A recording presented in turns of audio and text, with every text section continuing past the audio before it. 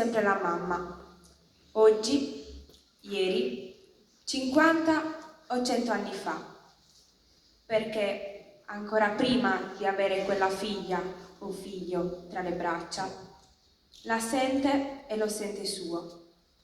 Per 9 mesi è stata una parte di lei. Dentro di lei cresceva, si muoveva e poi, quando è arrivato, tenerlo tra le braccia è stata la cosa più naturale del mondo. Perché questo alla parola madre associamo sempre sentimenti come tenerezza, protezione, calore. In passato era la madre che aveva la cura esclusiva nella crescita dei figli, mentre il padre, impegnato nel lavoro, era quasi sempre assente.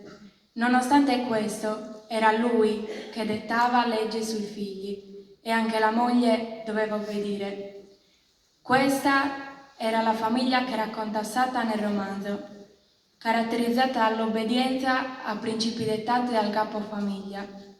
Erano regole rigide, non erano tollerate critiche o messe in discussione dei valori. Sembra che la parola d'ordine dei padri di allora fosse il silenzio. Tra padri e figli non intercorrevano mai gesti di affetto e meno che mai parole.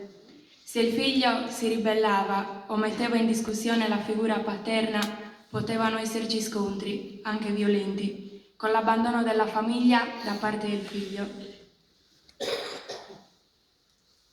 Certo, per noi oggi è diverso.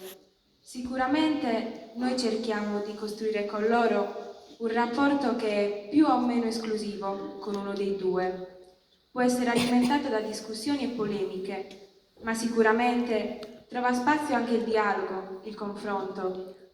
Un dialogo che può essere fatto di pause, di scambi, di posizioni diverse, ma si fonda sull'ascolto reciproco.